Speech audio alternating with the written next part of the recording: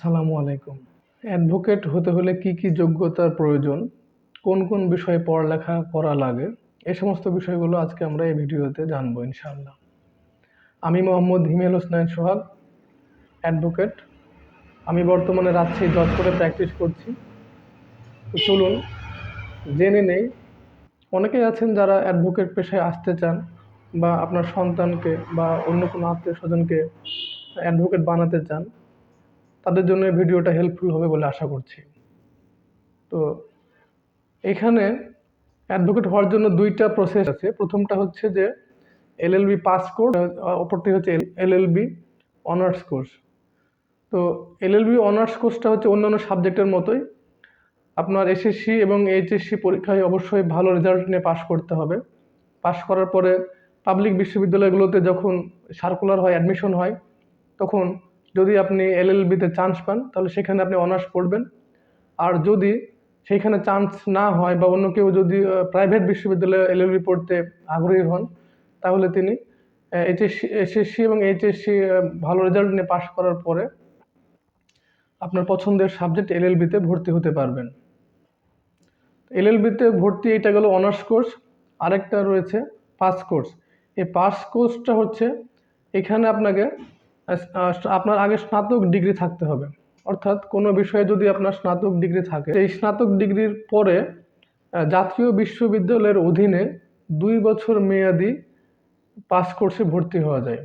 এইখানে যখন আপনার সার্কুলার হয়, অ্যাডমিশনের সার্কুলার হয়, তখন সেই বিজ্ঞপ্তি দেখে আপনাকে অ্যাপ্লিকেশন করতে হবে এবং সেখানে আপনি অ্যাডমিশন নেওয়ার পরে যদি আপনি চান্স পান, ভর্তি হয়ে আপনি 2 বছর মেয়াদি এলএলবি কোর্সটা সফলভাবে কমপ্লিট যদি করতে পারেন, তারপরে তখন আপনাকে পরবর্তী স্টেপে যেতে হবে। এখন এই গেল আপনার এলএলবি ডিগ্রি নেওয়ার পালা। এখন এলএলবি ডিগ্রি নেওয়ার পরে আপনি কি করবেন?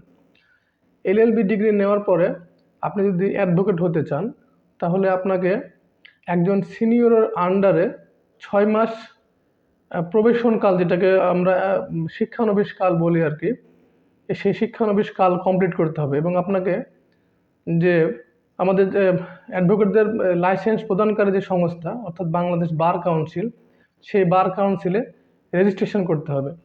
এই রেজিস্ট্রেশন প্রক্রিয়াটা আমাদের কাছে সাধারণের কাছে বা কোর্ট প্রাঙ্গণে ইন্টিমেশন নামে পরিচিত। অর্থাৎ এলএলবি পাশ করার পরে আপনাকে ইন্টিমেশন পাঠাতে হবে একজন সিনিয়রের। আপনি একজন সিনিয়রের আন্ডারে প্র্যাকটিসরত অবস্থায় আপনাকে ইন্টিমেশন পাঠাতে হবে। তো আপনি তো নতুন মানুষ, এগুলো হয়তো বুঝতে পারবেন না। আপনি আপনার যারা বন্ধু আছে বা পরিচিত আছে, বা আপনার যদি পরিচিত অ্যাডভোকেট থাকে বা বন্ধু সহপাঠী যারা কোর্টে প্র্যাকটিস করে, তাদের সাথে যোগাযোগ করলে তারা আপনাকে এই বিষয়গুলো জানিয়ে দেবে বা আপনি বার অফিসে গিয়েও বিষয়গুলো জানতে পারবেন। তো এই ইন্টিমেশন পাঠানোর পরে 6 মাস অতিক্রম হওয়ার পরে যদি বার কাউন্সিল কোনো পরীক্ষা নেয়, অর্থাৎ পরবর্তী যে বার কাউন্সিল পরীক্ষাটা অনুষ্ঠিত হবে, সেই পরীক্ষায় আপনাকে অ্যাপিয়ার হতে হবে। বা আমরা সকলেই জানি যে বার কাউন্সিল পরীক্ষা বর্তমানে 3টি ধাপে হয়: এমসিকিউ, রিটেন এবং ভাইভা। আপনি যদি ওই 6 মাস অতিক্রান্ত হওয়ার পরে, রেজিস্ট্রেশন সময়টা অতিক্রান্ত হওয়ার পরে যে পরীক্ষাটা পাবেন, সেইখানে আপনাকে এমসিকিউ পরীক্ষা দিতে হবে। এমসিকিউ পরীক্ষায় আপনি কোয়ালিফাই হলে তারপরে লিখিত পরীক্ষা দিতে হবে। এই লিখিত পরীক্ষায় কোয়ালিফাই হলে তারপরে আপনি ভাই অবতীর্ণ হবেন, ভাই আপনাকে ডাকা হবে। এই ভাইভা পরীক্ষায় উত্তীর্ণ হলে তখন আপনি আইনজীবী হিসেবে ইনরোলড হবেন, অন্তর্ভুক্ত হবেন।